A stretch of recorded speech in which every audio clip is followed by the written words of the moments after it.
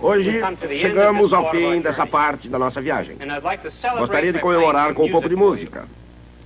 Esta não é uma música comum, é algo extraordinário. Johannes Kepler descobriu como o universo se comporta. Descobriu que o universo é muito complicado. As órbitas dos planetas são excêntricas. O Sol está fora do centro. Os planetas mudam de velocidade ao longo de suas trajetórias, etc. Kepler se indagou por que não teria o Criador escolhido um modelo mais simples. Quando achou que tinha encontrado a resposta, escreveu: os movimentos celestes são uma canção para várias vozes, uma música que, através de tensões discordantes, através de sincopadas e cadências, progride em direção a certas cadências de 6 vozes pré-estabelecidas, fincando marcos no imensurável fluxo do tempo. 20 séculos antes, os pitagóricos haviam acreditado que os céus eram um instrumento perfeitamente afinado, cuja música só podia ser ouvida pelo próprio Pitágoras. Mas a ideia de música celestial é mais antiga que o próprio tempo. Foi essa ideia de música das esferas, ecoando através da história, que Kepler utilizou. Um universo mais simples teria produzido música mais monótona. O Criador produziu uma composição sutil e complexa que poderia ser tocada quase para sempre, sem repetição. Kepler achava que havia penetrado na mente do Criador. Na verdade, ele muitas vezes pensou assim. Kepler escreveu o que tinha visto em A Harmonia do Universo, publicado em 1619. Nesse livro, ele colocou a música das canções de cada um dos planetas. Desafiou os músicos de sua própria época a tocarem a música celestial. Aparentemente, os músicos tinham coisas melhores a fazer. Assim, Kepler jamais ouviu sua música. Mas, em nossa época, 2 homens, John Rogers e Willy Ruth, da Universidade Yale, sintetizaram a música de Kepler no computador, de modo que podemos ouvir. E é essa música que vou lhes tocar. Assim, temos a música das esferas sintetizada no computador. Vocês estão esperando que eu diga coisa maravilhosa. Mas não vou dizer nada, vou apenas tocar a música.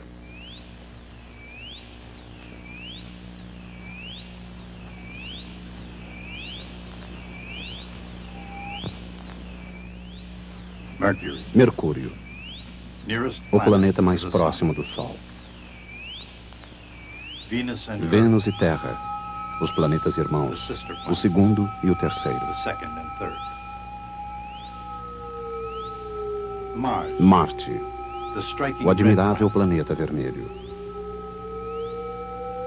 Júpiter, o maior planeta do Sistema Solar. Saturno, até recentemente envolto por misteriosos anéis. Urano, o primeiro planeta descoberto nos tempos modernos.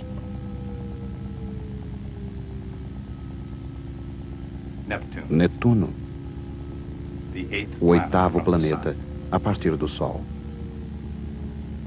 Plutão, o 9º planeta e também o mais distante do Sol. Antes da palavra escrita, havia conexões metafísicas entre a música e os corpos celestes. Hoje as visões e os sons do cosmo podem ser vistos e ouvidos por todos. Inspirados pela ópera The Handmaid sobre Kepler, Die Harmonie der Welt, Ruth e Rogers criaram uma harmonia completa em 9 partes. A harmonia do universo. Ouçam com atenção as 6 vozes com seus 6 diferentes tons. Mercúrio, o tom mais alto. Vênus e Terra, mudando constantemente de acordes maiores para menores. Marte, o mais característico, fácil de ser captado em sua total harmonia. A canção de Júpiter, mais grave, tom de barítono, muito mais lenta. Saturno, pouco mais que um rugido nos céus, e tão longe quanto Kepler ouviu e ouviu. Mas ouçam o ritmo. As vozes dos planetas exteriores. Urano e seu rápido tic-tac, os batimentos regulares de Netuno e, finalmente, o tambor de Plutão, a base de toda a estrutura. Essa é a música das esferas. De uma ou de outra maneira, ela tem sido ouvida há muito tempo. Cerca de 600 anos antes de Cristo, Pitágoras de Samos percorreu a Terra em busca de seus mais profundos mistérios. Juntamente com seus seguidores gregos, a Irmandade Pitagórica, ele obteve algumas notáveis descobertas, tesouros matemáticos tão preciosos hoje quanto na Idade Áurea.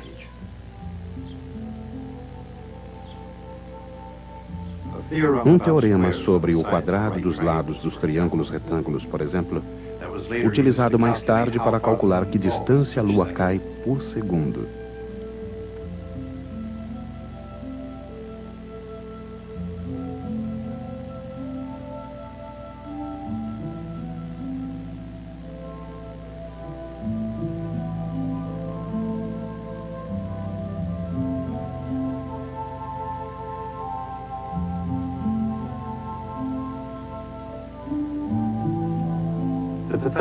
Os pitagóricos também descobriram que a soma dos números ímpares inteiros sucessivos a partir de 1 fornece quadrados perfeitos.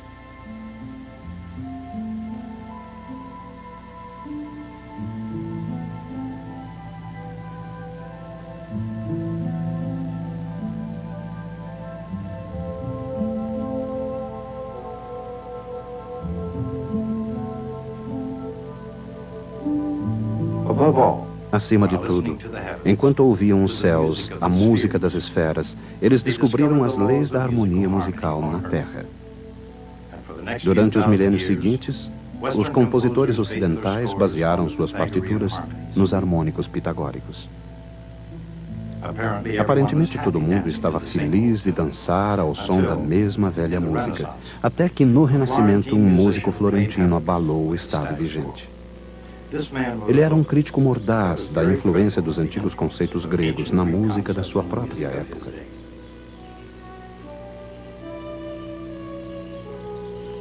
Seu nome era Vincenzo Galilei, e sua personalidade intelectual e rebelde foi herdada pelo filho. Galileu Galilei transformou-se num cientista, um copernicano revolucionário apesar das consequências. Ele trocou ideias sobre a natureza celeste das coisas com o gênio astronômico e matemático chamado Johannes Kepler. Muito se tem falado sobre as fantásticas realizações de Kepler, mas talvez a de maior alcance tenha sido a harmonia dos mundos. Nessa obra, ele não apenas ouviu a música das esferas, mas colocou o som da era espacial no papel. Como seu colega Kepler e seu pai Vincenzo, Galileu tinha algo a dizer sobre a harmonia, isto é, sobre o movimento harmônico. Ao descobrir que toda oscilação de um pêndulo tem exatamente a mesma duração, Galileu encontrou não apenas a fórmula para produzir uma bela música, mas também desvendou o segredo da manutenção perfeita de tempo.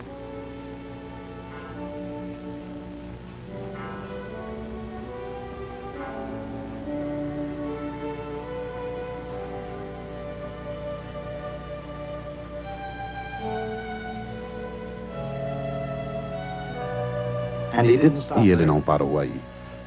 Quando Galileu percebeu que uma força pequena, aplicada de maneira rítmica, poderia fazer com que oscilações aumentassem e atingissem o seu limite, ele sabia que havia descoberto algo mais em relação à música, o princípio da ressonância. Como ideia, a ressonância não era tão perigosa como outras pelas quais Galileu acabaria sendo levado a julgamento. Mas a ressonância, à sua maneira, produziu e produz até hoje alguns resultados perturbadores.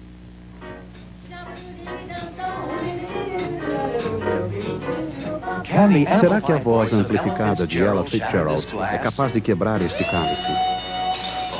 Pode. Se fosse possível dizer que Galileu e seu pai construíram suas carreiras abalando as tradições gregas da ciência e da música, deveríamos dizer também que todo estudioso ocidental fez progresso somente porque se fundamenta nessas velhas bases. Se Galileu foi inspirado pelo pai, o mesmo talvez tenha acontecido a Pitágoras, cujo pai era um cortador de pedras preciosas. Mesmo hoje, vendo as formas geométricas dos cristais naturais, pode-se observá-las como facetas da natureza matemática da própria natureza.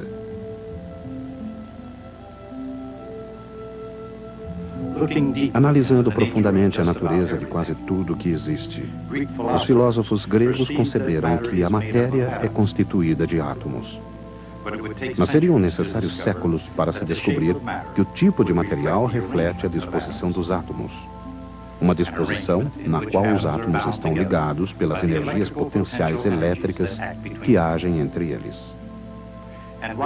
Enquanto as interações entre os átomos são elétricas, as interações entre membros da espécie humana podem ser tão complexas e tão altamente carregadas, como ficou demonstrado pela séria controvérsia entre o barão Gottfried von Leibniz e Sir Isaac Newton. Entre muitas outras notáveis distinções, Newton foi representante da Universidade de Cambridge no parlamento. Embora não tenha sido um grande estadista, quando a questão era o comportamento das massas e das forças, ninguém foi melhor legislador que Newton. A variação no movimento, afirmava, é proporcional à força aplicada e ocorre na direção na qual ela é aplicada. Em tempos modernos, força igual massa vezes aceleração, que é uma equação vetorial.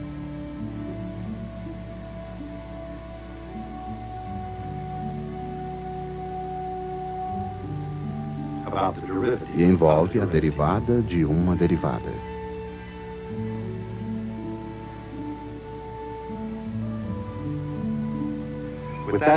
Com essa equação, ele encontrou um poder que ultrapassa o âmbito da política e uma gloriosa racionalidade inigualada por qualquer outra ideia científica na história.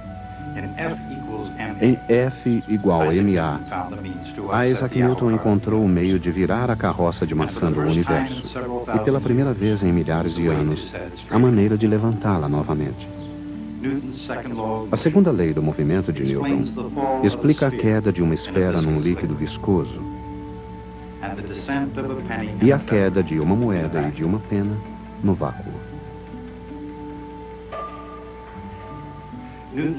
A equação de Newton, F igual ma, explica o movimento de queda da Lua através do vácuo chamado espaço interplanetário e o movimento de queda de uma estrela, esta na forma de uma gota de óleo carregada no interior de um laboratório científico. Em combinação com sua lei de gravitação, a segunda lei de Newton do movimento explica o movimento de todo projétil na Terra, assim como de todo corpo no céu.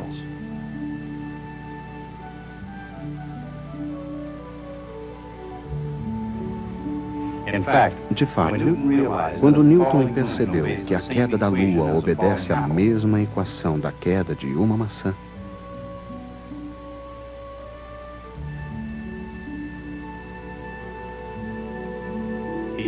ele uniu a física da Terra à física do céu. Elas foram unidas não apenas no reino das equações, mas também na esfera da geometria pura.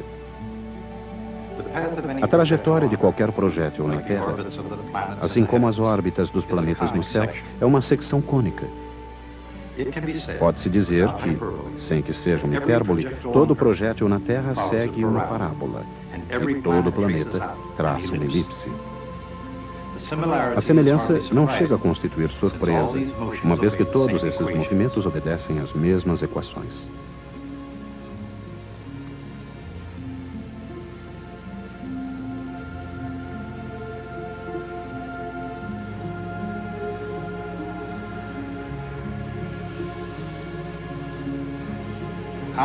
Mas como uma pequena equação pode ser tão poderosa quanto o próprio universo?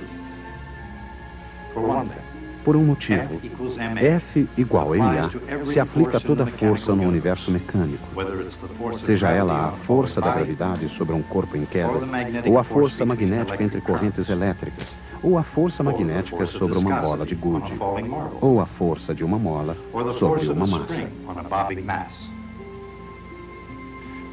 A segunda lei do movimento de Newton se aplica não apenas a qualquer força, mas também a qualquer massa, não importa qual e não importa onde.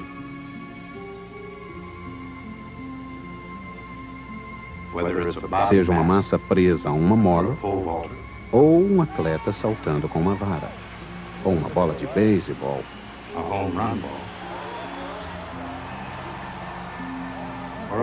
ou ainda uma bola de bilhar. Mas o mais importante de tudo, o incrível poder de F igual a MA, reside no fato de que essa equação não descreve onde se encontra um corpo, nem com que velocidade ele se movimenta. Ela descreve com que rapidez ele se torna mais rápido. Em outras palavras, F igual a MA é uma equação baseada na derivada de uma derivada. E nisso reside o poder e a superioridade de Newton. Uma equação algébrica, por exemplo, pode fornecer a trajetória precisa de uma determinada bala de canhão.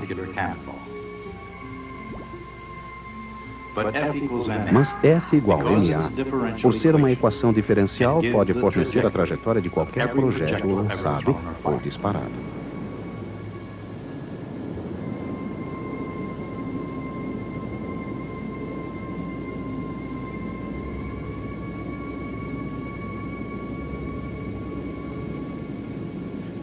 Mas, para começar, o que teria levado o jovem Isaac Newton a criar um método tão poderoso como meio de autoexpressão? O que teria, de fato, iniciado a revolução científica? Mais que nenhum outro fator, foi a paixão revolucionária de um tímido monge polonês, Nicolau Copérnico. Ao contrário do sistema solar aristotélico de Ptolomeu, o universo copernicano já não colocava a Terra no centro das coisas. A Terra já não era fixa nem imóvel. Aliás, nada mais era fixo e imóvel. Copérnico não apenas colocou a Terra em movimento, fazendo com que o mundo acadêmico começasse a girar em círculos platônicos, mas libertou a imaginação científica, permitindo que ela desafiasse antigas premissas. O progresso não foi fácil nem imediato, mas depois de Copérnico, o mundo era um livro aberto. É claro que com Galileu e com toda essa liberdade intelectual veio a responsabilidade. A responsabilidade de descrever a natureza como ela é realmente. E para fazer isso, exigiu-se uma nova matemática, a matemática do movimento. Os antigos gregos tinham descoberto que a área de um círculo era π vezes r ao quadrado. E isso foi um passo na direção certa. Arquimedes encontrou uma fórmula para a área de um segmento parabólico, e isso foi um progresso. Mas a matemática do movimento não descreve simplesmente a forma das coisas futuras. Esse tipo de cálculo estava mais ou menos esgotado na Idade Áurea. Assim, em vez de descrever uma coisa nos velhos termos fixos, a nova matemática calcula a velocidade com que alguma coisa varia, quer seja a velocidade da queda de um corpo, ou a velocidade com que a subida de uma colina se torna mais íngreme. A derivada é um artifício matemático que, através do movimento do sempre mutável universo, calcula seus limites.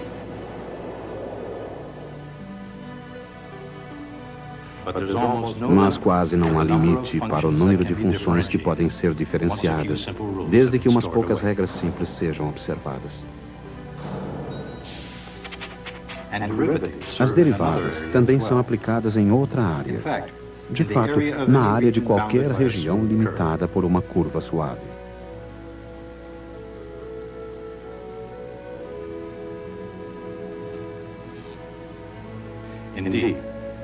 Depois que Isaac Newton e Wilhelm Leibniz encontraram a conexão entre integração e diferenciação, entre a área e a velocidade de variação, o céu foi o limite. No entanto, mesmo com a matemática das diferenças, algumas coisas são constantes. Tão constantes quanto a curiosidade humana em relação ao que possa ou não possa existir no espaço. Dentro do âmbito expansionista das equações diferenciais, a coisa mais constante é a própria constante.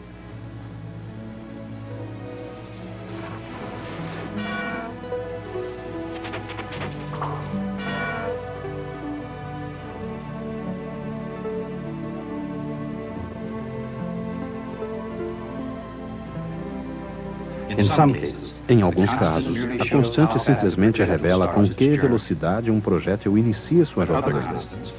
As outras constantes possuem um âmbito mais amplo e mais significativo. Por exemplo, quer se trate de um jogo de bilhar ou um jogo cósmico,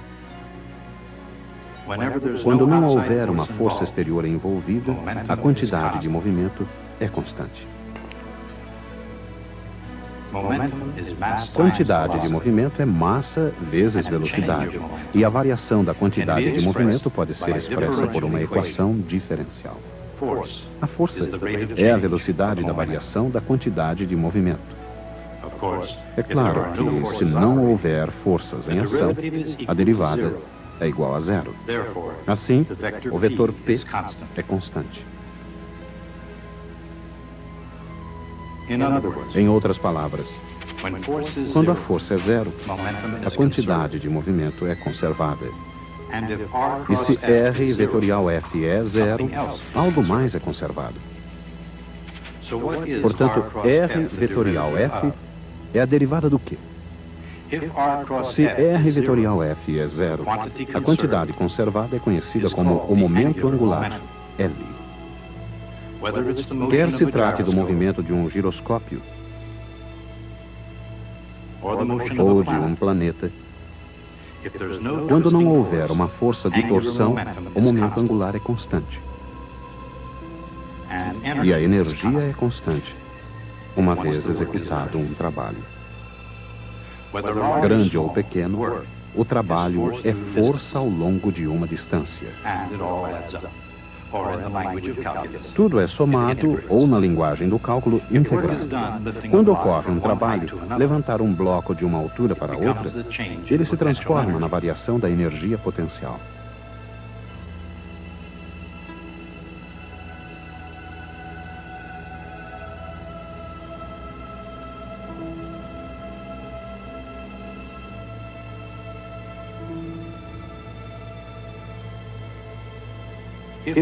Se, em vez disso, o esforço tiver o objetivo de acelerar o bloco, ele se transforma em energia cinética.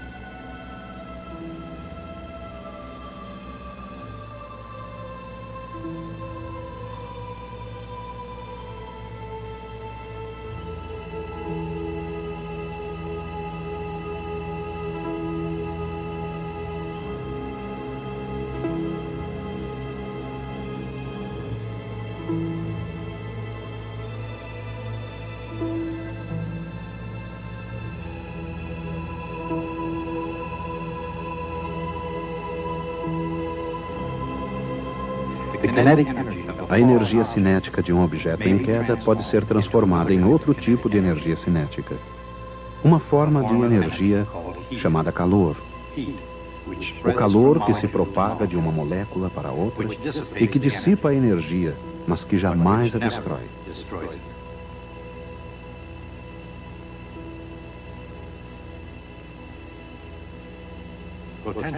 A energia potencial, U. A energia cinética, K.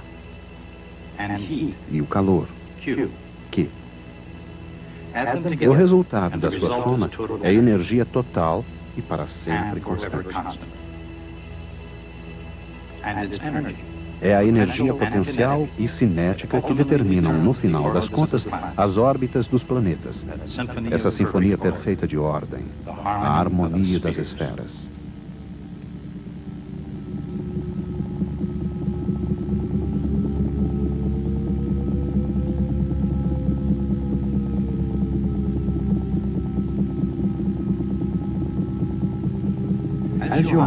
Como escreveu Johannes Kepler, os movimentos celestes são nada mais que uma canção para várias vozes a ser percebida pelo intelecto, não pelo ouvido.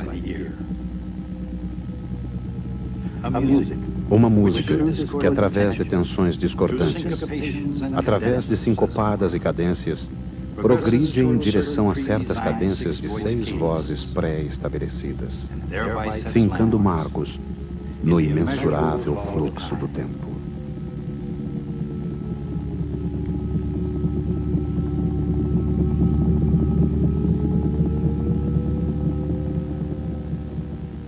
Bem, já vimos muita coisa juntos. Do alvorecer da história, a física como é conhecida hoje. Senhoras e senhores, isso era tudo que desejava lhes falar sobre a mecânica clássica.